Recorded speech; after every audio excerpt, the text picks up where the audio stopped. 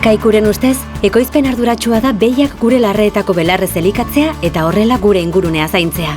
Kaiku kilometro zero, ekoizpen arduratsuko esnea.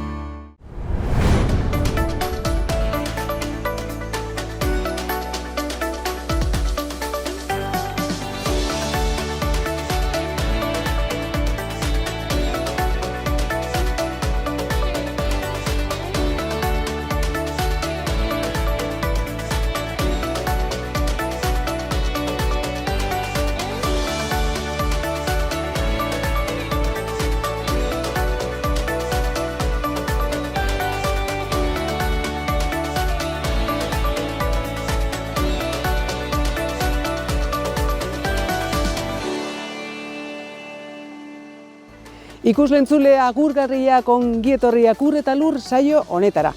Gaurkoan 3 gai desberdinekin natorkizue. Lehendabiziko atalean Patxiku Irrisarrikin egonen gara. Berak aipatuko digu zenolako arazoak edo zenolako mobilizazioak dauden Nafarro aldean, Tuteran, Iruñin, Lizarran. Bigarren atalean Garrarekin egonen gara. Bera basozaina da eta aipatuko digu zenola dauden sute kontuak eta gaitzaren bat omen dago baitere. Hirugarren atalean Josu Sarobe. Bera albaiteru da, Nafar gobernuko albaiterua, eta aipatuko digu tuberkulosia eta nola ez lehen aipatutako gaitzari buruz ere hitz egingo dugu. Hori dena gaurko ur eta lur saioan. Goazen, hasi behar dugu eta.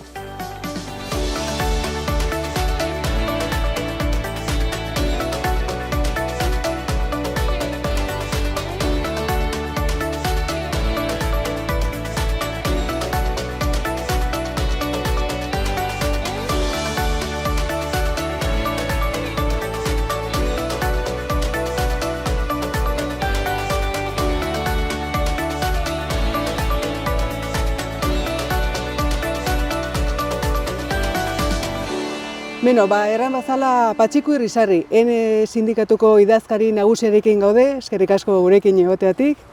Eskerrik asko zuei, gonbidapenagatik. Nola ez ba. Patxiku, konta iguzu azken bolada honetan, mugimendu koskorra badago, Nafarro aldean, Tuteran, Lizarran, naiz Iruñin, zer gertatzen ari da? Bueno, zuk aipatu bezala, egun hauetan nahiko mugimendu badago. Ez Nafarroan bakarrik, baizik eta estatu osoan badago halako mugimendu bat, nekazariena eta abeltzainena. Eta hor Nafarroako kasuan, mugimendu hau talde baten bidez mugitu da, eta hor bildu da hainbat nekazari eta abeltzain, beraien arrangurak eta arazoak plazaratzeko, ez? Aipatu dut, WhatsApp talde baten bidez antolatu dela hau, izan ere gu sindikatu bezala ez gaude hor, naiz eta, egun hauetako mobilizazioetan, gure afiliatuak eta horregon, joan den astean ingenuen alako asanblada koskor bat, eta hor erabaki zen, eneko afiliatuak erabat libre zirela. Joan edo ez joateko horrela? Hori da, bai.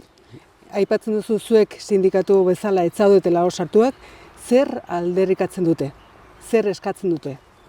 Azkenean, bai beraiek eta bai guk gauz berdintsuak eskatzen ditugu, ez? Ñabardura batzuk izaten aldire, baina mobilizazio hauek guztiak kokatu behar dire marko politiko batian, ez? Eta marko politiko hori da, ekainean Europako hauteskundeak izanen direla, eta jakina da, Europak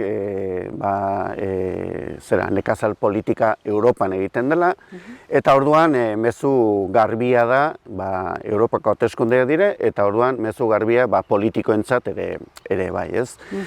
Bi aldarrikapen nagusi Europara begira. Bat, nekazal politikaren burokratizazioa. Hau da, lehen etxeko urteko paper guziak karpeta urdin batian sartzen ziren, eta orain lau klasifikadore behar dituzu.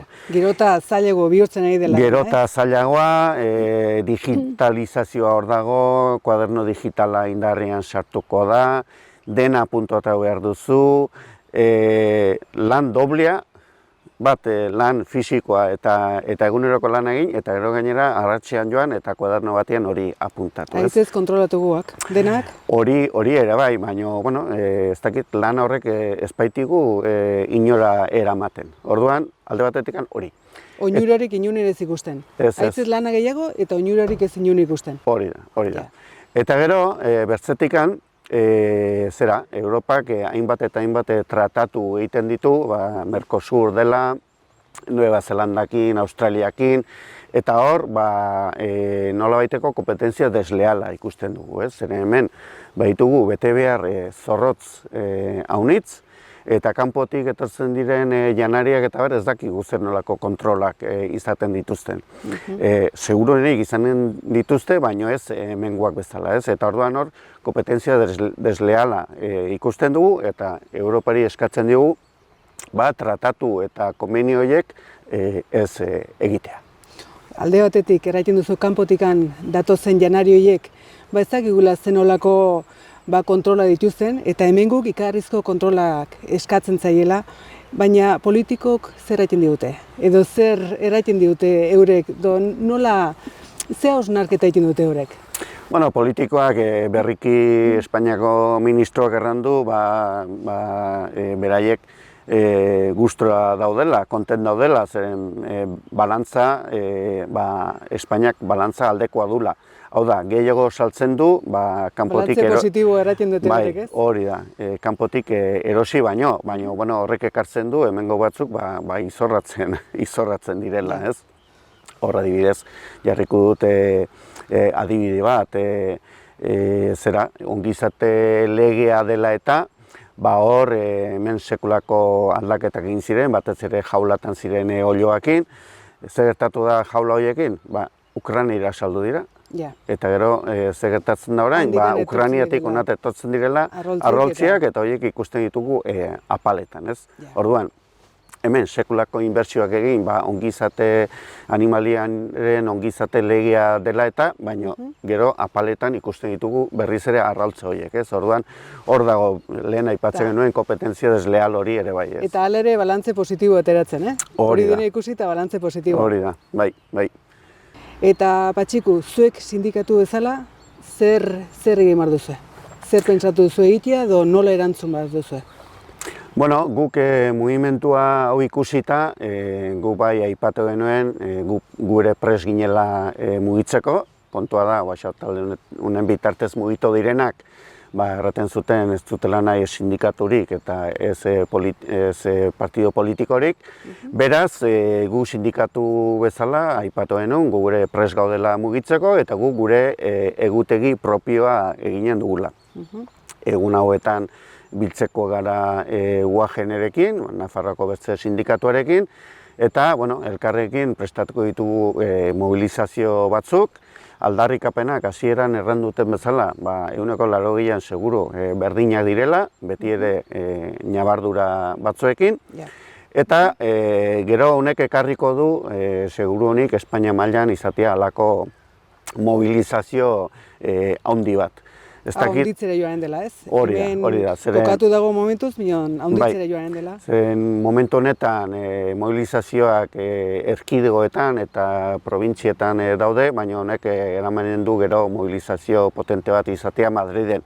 Ez dakit ikusiko ditugun Parisko irudiak, ez dut uste, baina hortara doai ez, eta beti ere, hasieran aipatu dudan, marko politiko horretan, ekainari begira eta hor mezu argi bat bidaltzeko izan ere, Europan, 1960-an, Europako aurrekontuan 70% nekazal politika bateratua zijoan, eta momentu honetan 50% da. Orduan, hor ere geisten ari da, estutzen, lege zorrotzagoak, eta orduan, horixe izanen da pixkat gure egutegia, eta hor izanen dugu aukera ere segureski zuekin konpartitzeko. Seguro bai, etzala izanen dela. Patxiku, zuek espero duzuen hori ea lortzen duzuen, eta ongi joan dadila. Bai, bueno, saiatuko gara, beti ere sindikatuak azken finean hortoko gaude, Nafar Gobernuaren aurrean interlokuzioa eramateko, eta gure afiliatuak dituzten arrangurak eta gobernu hori helarazteko eta bar. Eta lehen erran bezala, izanen dituzu gure berriak. Seguro baietz, erran bezala, eskerrik asko. Zuei. Kaikuren ustez, behiak gure larreetako belarrez elikatzea da ekoizpen arduratsua, eta horrela gure ingurua ezagutzen dugun moduan zaintzea. Esnea egunero jasotzea freskotasunari eusteko, eta abeltzain guztiei laguntza bera ematea. Horregatik, kalitate handia eta zaporea du Kaiku esneak. Kaiku kilometro zero, ekoizpen arduratsuko esnea. Garra, Nafar Gobernuko basozaina edo mendizaina. Konta guzu pixkot zute kanpaina eta nola doaien? Bueno, kanpaina badaie, goiti behiti urtero bezaltzu. Pasaren azaroan hasi ginen eskaeraen paperakin goiti eta behiti, eta orai urtarrila baita meka arte. Eta horrek izan dire aukera jendeak eskatzeko, eta ja epia pasatu de, eta, bueno, ez dugu izenez haunitz gehiago eta ez haunitz gutiago. Beti mantentzen da berdintzu? Bai, berdintzu. Eta gero zuteak eskatu gabekoak ere berdintzu. Igual azkeneko urtetan bai mejoratu gora zerbait, baina, bueno, denbora manduena eta uste dugu hasiko dela gehiena, zute gehienak hasiko dira hemendik aintzin. Hori duzu beldurra gehiena edo naiz eta ja bukatu, orain hasiko dela zute gehienak? Zute gehienak normalian izaten dire otsaila, martxoa, apiril tarte honetan, bai. Hemendik aintzin hasiko dire. Hortekan antzinera hasiko dela edo. Erraiten duzu hobekuntza izan du dela, gehiago eskatzen duela jendik edo, ez? Bai. Edo mantendu edo hobeki gora joan dela? Bai, hombre, ikusten badugu argazki bat hori dela 20 urte eta gaur egun gauzek aldatu dire desente. Jendea uste dugu mentalizatu dela, eskatu behar dela eta gauzekin behar diren moduen. Eta, bai, desastre ize gutiagoa da, zute ize gutiago eta erretzen da modu deskontrolatu batean desente gutiago. Horrek ez du eran nahi, gaudela egoera perfecto batean, Eustako, baina, bueno, bai mejoratu dugu, eta, bueno, hurrengo urtetan segitzen badugu mejora honekin, bueno, aiatuko gara nahi dugun situazioan hortara, ez? Aietzea edo. Hoi da. Eskatzeko baimena edo zer egin behar da? Konte duzu pixkot, zute bat egiteko, ze baimen eta nola egiten den hori, zuek gero horre egiten zaten, nola den prozesu guzei hori? Bueno, da erresa. Eskatzailea batzen da harremanetan gurekin, guardekin, eta guk hartzen diogu eskatzailei dato batzuk, izena, bizenak, helbidea eta telefonoa, eta, bueno, lau gauz, basikoak, leku guztietan edotzen eskaeran eskatzen diren gauzek. Eta gero pasatzen gara, hoi bulegoan eskaero egiten duten. Eta gero bereiekin pasatzen gara menditik erre nahi duten lekutik. Pasatzen gara, ikusten dugu nola dagoen lekua eta horren egoera edo zer den? Baude arau batzuk bete behar direnak, eta espliketzen dugu beraiei. Gero, normalian eskatzen duten eremoi erretzeko, bai bentzen dugu, beti ezin da, batutan landare gaztia eta baldin bada bera bakarrik, evoluzio natural deitzen digune erre nahi duten leku hortan, heldu bada landare gaztia, ezin da erre. Eta argol zaharrak baldin bada daude ere tartean, horiek ere behar dire bizketa desbrozatu, zaindu, ez erretzen den egunean ez erretzeko. Horiek ukitu ez ditzan, ez? Hoi da, babestu behar dire, bai. Zuek egoiten zate zutea sortzen delikan eta zuek joaten zate edo? Bai, guk, zatitzen dire zuteak hiru nibeletan bezala batuko. Erresenak, zute, problema guti dutenak edo errez direnak erretzeko, horiek sartzen dugu, nivel batean sartzen dugu. Gero, pixka zailago direnak, nivel bien. Eta ja, erretzeko problema gehiago ikusten dena, arrisku gehiago gauden erreketa horrek, hirugarren nibelian sartzen dugu. Eta hirugarren nivel hortan, derrigorrez egon behar dugu guk, basotzainak, egon behar dute bomberoak, suitzaileak, egon behar dute EPRIF dela ere Madriletik tortzen diren talde bat, espresa ezutek eta eteko. Eta, bueno, hiru eskala horietan zatietzen dugu horreketak bai. Bat, bi eta hiru. Orduan zenbat eta maila handigo izan, orduan eta arrisko handigo ere. Hoi da. Bueno, Garra, hori alde batetik. Eta orain ehiza kontu dela eta nola joan da bueno, ehiza jarduera? Bai, azkeneko hilabeten sartu gara, otsailean gaude, bueno, ja badaude ehiza modalia batzuk ja etxi daudenak, Oiagorrak eta Usok eta horiek denak etxi ziren. Basurdeana orai hilabete falta da. Eta, bueno, pues, segun horrekin solasten zaren, errango batzu odote bertze. Hori betikoa, Bai, Usoarena, bueno, badakigu azkeneko urtetan hori ere aldatu da haunitz. Bueno, batzuk hartzen dute haunitz motiboengatik aldatu dela, edo klima aldaketangatik, edo Usok indute hartu dute bertze itinerario bat pasatzeko, bertze leku batzuk. Bueno, badaude haunitz teoria, zein den egia zein den reala, Indik ez dut erantzunik hortak hori, baina, bueno, bai Usoa lehen gure eskualde honetan hiltzen zen desente gehiago, orai desente guteko hiltzen da, eta urtengoa gainera izan da raroa, zeren hasi zen, bueno, kanpainazten da urrie inguru horretan, Pilarika inguru horietan, eta luzetu da haunitz. Lehen afera izaten zen, hilabete terdi inguru horietan, orai abenduen oiniken Usoa pasatzen nahi zen. Eta pasako Usoa abenduen nahi zen pasatzen, eta otsaila ondarrian martxa ziren hasiko da kontrapasakoa. Osa, juntatu hor dire bat bertzikin? Pues arras juntatu ez, baina hurbildu bai. Eta, bueno, horrek erran nahi du zerbait raro pasatzen nahi dela, Baina, bueno. Eta gero beste modaia batzuk Oiagorrakin taula ere, bueno, izan dire aste batzuk onak, bertziako kartxao, bueno, temporada nahiko nahi zena da. Eraiten duzu gainikan Basurdin izatzeko gainikan gelditzen zaigula hilabete bat, ez? Bai. Nola joan da eta edo Basurdi gero eta gehiagori ikusten dire? Bueno, Basurdianan ikuste dut ere, horre segun ze iztarikin, ze taldekin solasten zaren errango batzuk gaudu bat bertzea.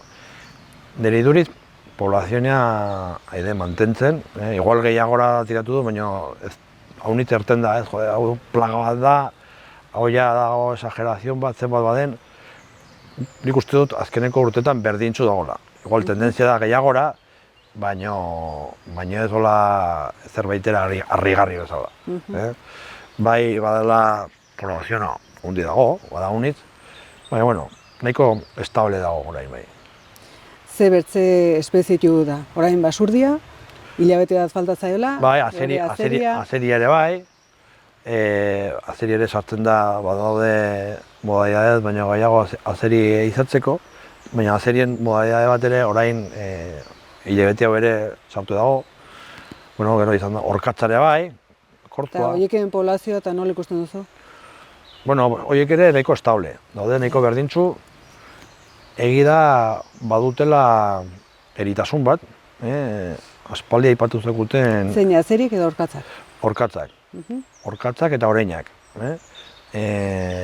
Aspaldi aipatu zekuten Europatik heldu zela eta jagatzen alko zela eritasun bat, eta jagatu da.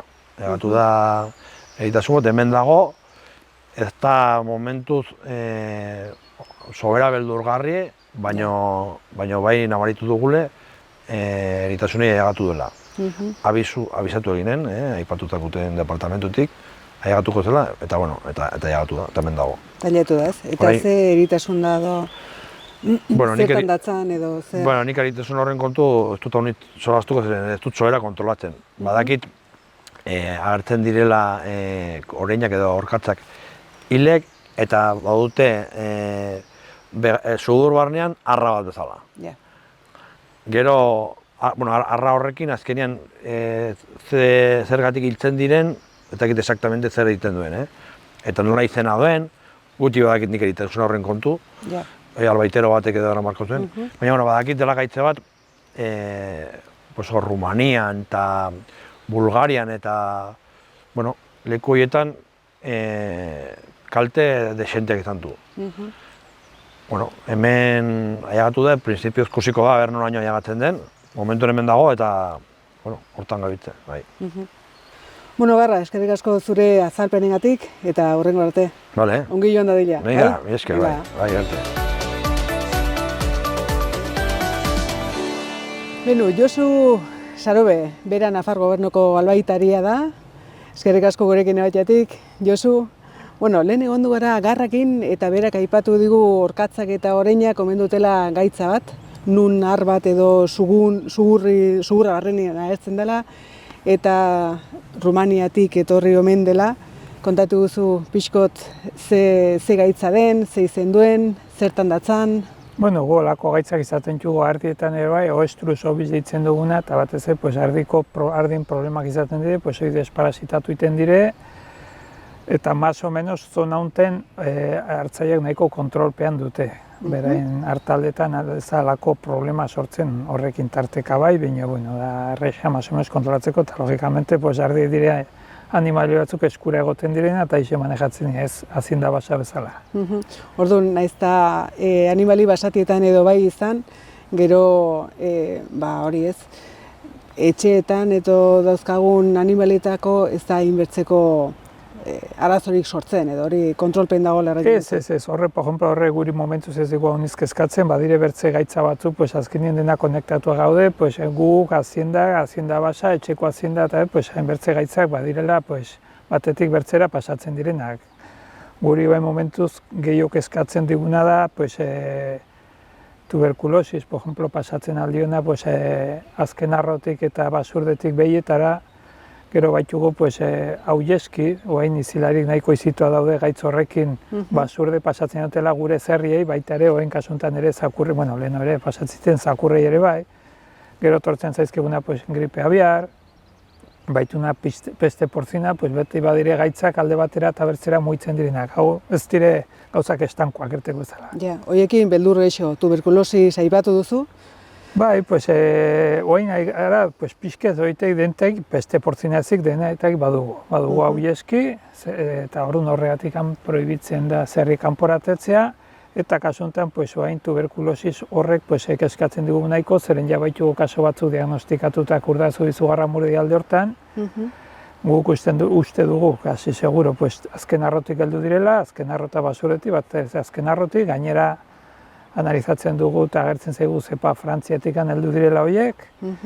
Eta batez ere, kalte baino gehiago, Espainia teoriaz egon behar da garbi tuberkulosizatik hemendik 6-7 urtetara. Inguruko probintziak teoriaz garbi daude, teoriaz Frantzia garbi dago, Euskadi garbi dago, Aragon garbituko da, eta gu iniken garbitzen eginen, baina tarteka hartzen duguna, azienda basa sartzen zaigu, hori ezin dugu kontrolatu, eta berriz, kalteak zenbatez ere... Kutsatzen direla. Bai, behiak segitzen dute, behiak esnea ematen, edo aratxek sortzen, bino, del punto de vista legal, dire restrizione mugitzeko, eta orduan kaltea handia sortzen, eta, logikamente baita ere, dudosak edo reakzionantiak inbarritugu hil. Ze prozeso daramakizue, lehen da bizi jakitiko, tuberkulosia daukan, azinda horrek, eta gero zer imar den? Azinda horrekin? Urtero pasatzen du, ganadero guzi badakite, urtero pasatzen du kanpaina saneamendu, pasatzen gara kuadra guzitikan proba bat egiten. Egiten da proba hori larruen. Orain hasi gara odolean egiten proba hori, baina baditu bere aldeak eta bere kontrak. Batez ere, jende ezautzen da larruko proba hori. Orduan larruko proba horrek ematen dugu reakzione bat. Jendeetan deitzen zaioa proba almantuz, gula proba la tuberkulina deitzen dugu. Orduan, segun olatetzen den, txarratetzen balin bada, bidaltzen dugu mataderora. Mataderoan, baita ere ikusten dugu, inspekzio bat bisual, baina batez ere hartzen dire muestrak eta laboratoriora bidaltzen dire. Laboratorioan, normalean, hilabete baterako, badakigu ona edo txarra den. Ona balin bada, kuadra hori uzten da libre, eta uzten dugu zen txarratetzen delaik, izten dugu kuadra. Ez diogu uzten mugitzera ezin da inora, bakarri mataderora. Garbi atetzen dela, uzten diogu alde hortatikan mugitzea zebaderora, aretxeak, eta mataderora bai beti. Eta gero konfirmatzen dugu kultibo batekin. Eta kultibo hortan garbi gelditzen bazaigu, uzten diogu ganadero horreri ja moitzea bizitarako logezea. Txarra atetzen balin bada laboratorioan, hori da txarrena. Txarrena, ganaderundako arazo baitere. Sobera. Eta, karo, orduan iten dire berriz beste proba batzuk, orduan sartzen dugu odoleko proba.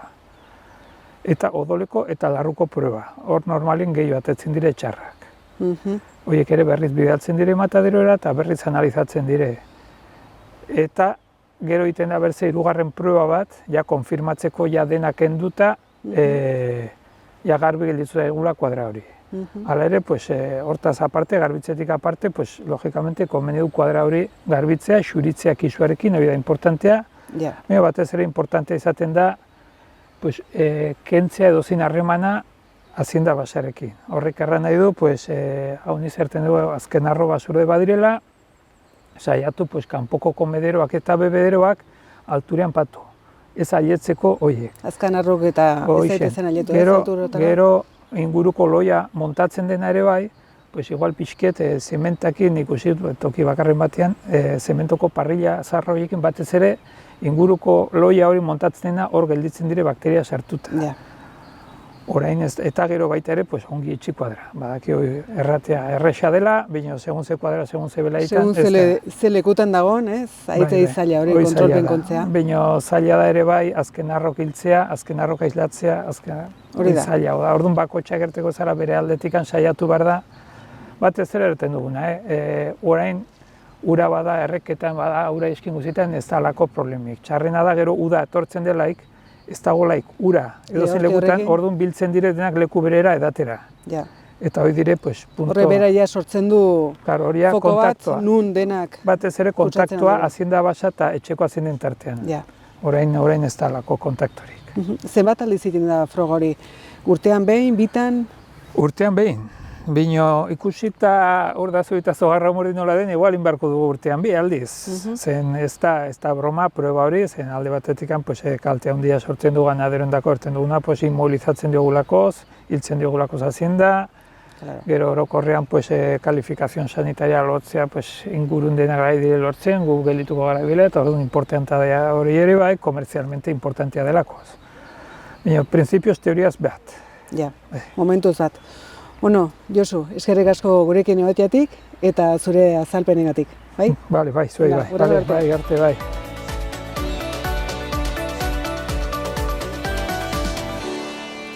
Beno lagunak, gaurko ur eta lur saioa hemen bukatuko dugu.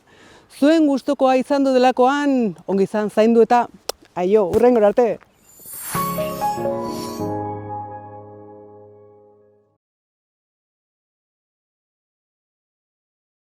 Kaikuren ustez, ekoizpen arduratsua da gure abeltzain guztiei, handiei naiz txikiei, laguntza bera ematea.